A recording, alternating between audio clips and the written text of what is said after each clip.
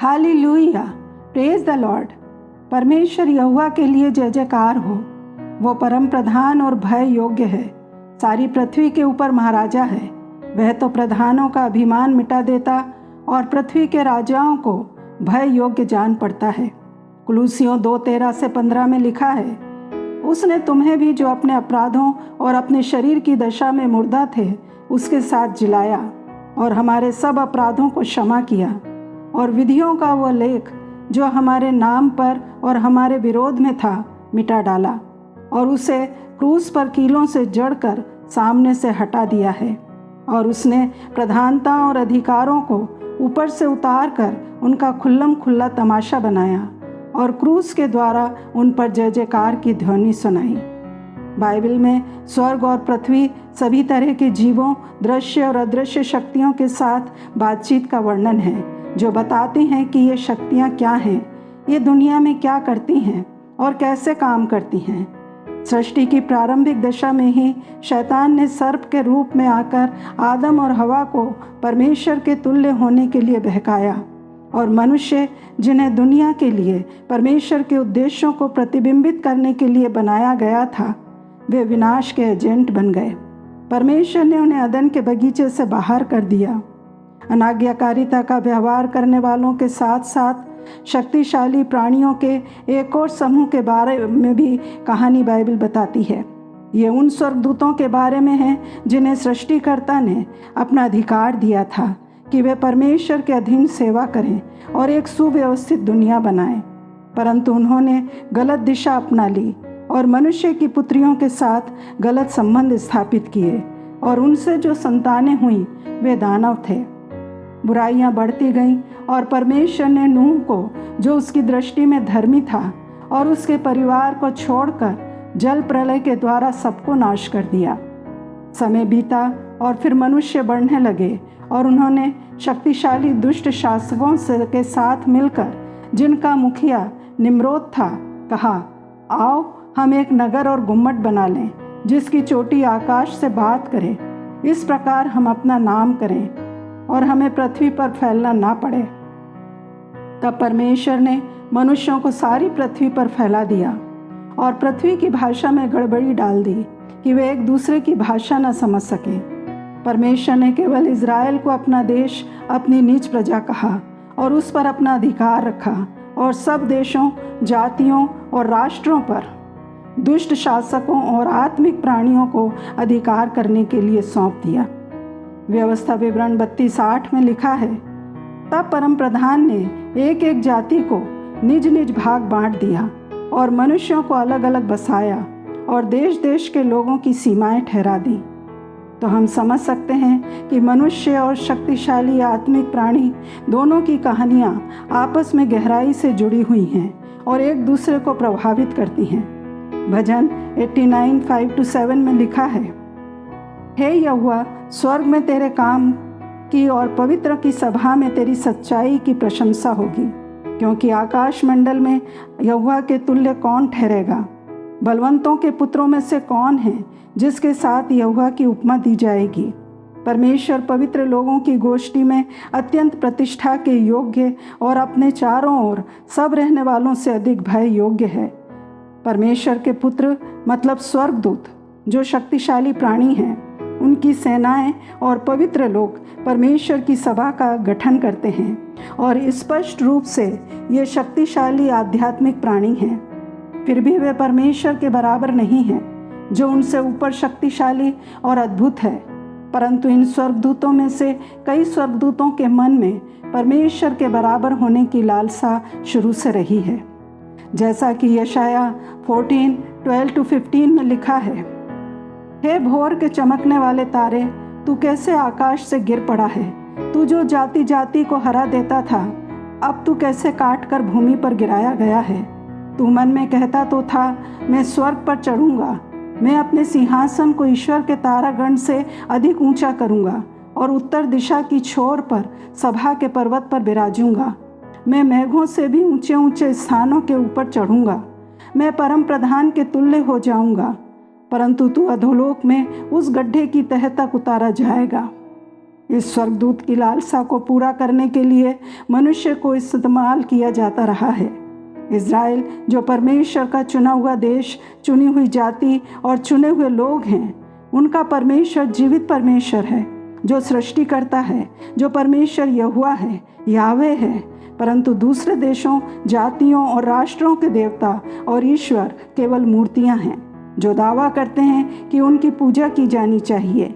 इसलिए वे मनुष्यों से अपनी पूजा और उपासना करवाते हैं, और जो करते हैं वो उन शक्तियों की अधीनता में रहते हैं। लेकिन हमारा परमेश्वर राजाओं का राजा और प्रभुओं का प्रभु है।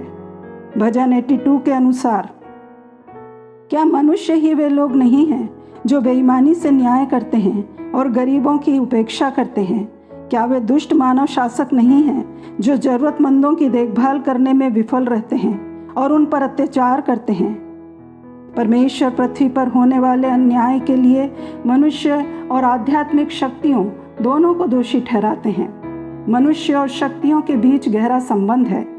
स्वर्गदूतीय शक्तियाँ और राष्ट्र एक साथ चलते हैं, वे आवश्यक तरीके से एक साथ बंधे हुए हैं। मानव संस्थाएं और सरकारी सिस्टम, सरकारी प्रणालियाँ इसमें शामिल हैं, जिसके कारण कानूनों का, अदालतों का, सरकारों का काम करने का तरीका अमीरों के पक्ष में और गरीबों को नुकसान पहुंचाने के लिए काम करता है।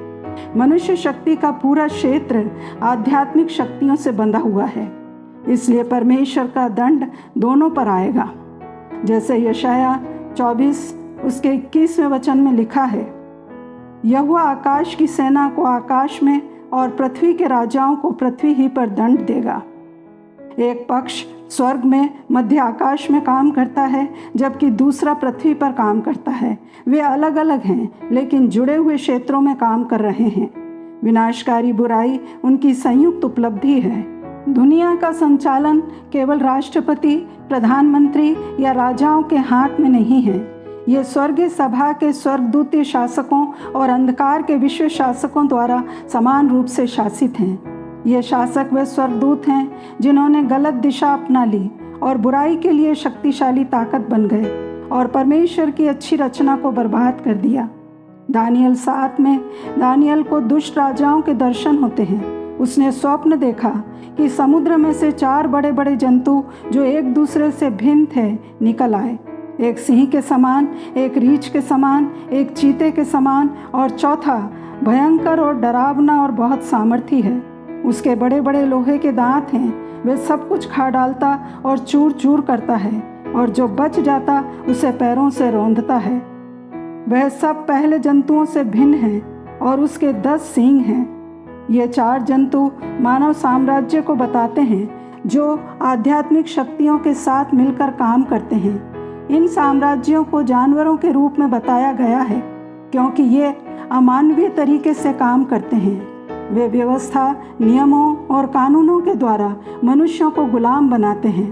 कानून का इस्तेमाल इस तरह से किया जाता है कि यह पाप को रोकता नहीं बल्कि उसे और बढ़ाता है, लोगों को पाप करने के लिए लुभाता है और फिर पाप को सशक्त बनाता है, और अंत में जब वे पाप करते हैं तो उन पर आरोप लगाता है।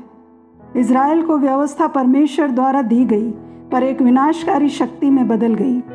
प्रेरित पौलुस को निराश और दुखी होकर चिल्लाने के लिए प्रेरित करती है कि हमें मृत्यु की दह से कौन बचाएगा।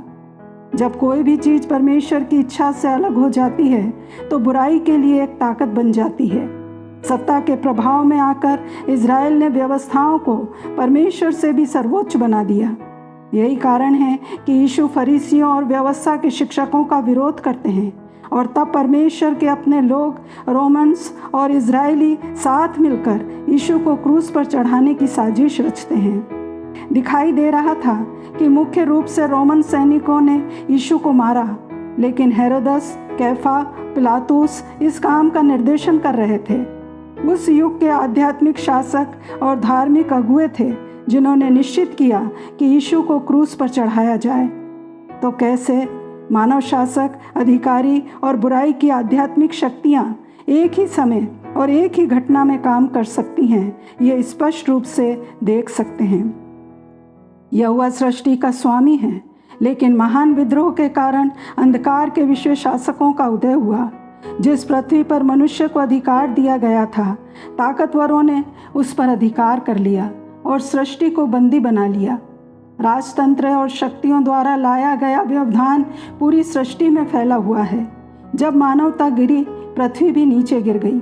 राक्षस और अराजकता की शक्तियां वापस आ गई हैं, क्योंकि जब मनुष्य अपने नैतिक कर्तव्यों में लापरवाह होते हैं तो ये शक्तियां और अधिक ताकत के साथ विघटनकारी कार्यवाही में वापस आ सकती हैं। यशाया 34:13-14 के अनुसार, उसके महलों में कटीले पेड़, गढ़ों में बिच्छू पौधे और झाड़ उगेंगे। वे गीदड़ों का वास स्थान और शुतुरमुर्गों का आंगन हो जाएगा।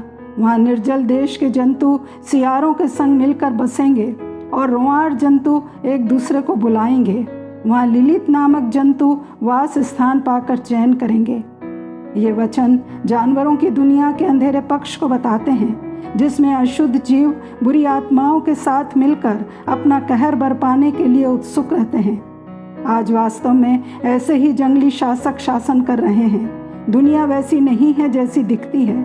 इस दुनिया में सभी शक्तिशाली कलाकार मनुष्य नहीं हैं, बल्कि इस युग के महान शक्तिशाली देवता हैं। अंधकार की शक्तियां हैं, नैतिक विफलताएं और प्राकृतिक आपदाएं हैं, जानबूझकर किए गए बुरे काम हैं और महामारी है।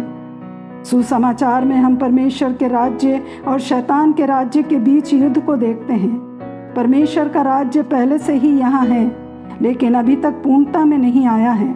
निर्णायक लड़ाई पहले से जीत ली गई है, लेकिन अंतिम जीत अभी पूरी नहीं हुई है। राज्य ने पहले ही इस वर्तमान बुरे युग पर आक्रमण कर दिया है, लेकिन हर घुटना अभी तक यीशु के सामने नहीं झुका है।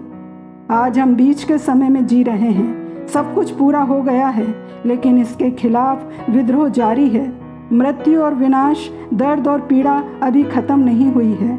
सुसमाचार राष्ट्रों के लिए गवाही के रूप में प्रचार किया जा रहा है। जल्द ही राज्य अपनी संपूर्णता में आएगा, परंतु संपूर्णता में आने के लिए और परमेश्वर की योजना में शामिल होने के लिए यीशु ने क्या किया है और हमें कैसे तैयार होना है, यह हम अगले संदेश में सीखेंगे। प्रभु यीशु मसीह के नाम में आमीन।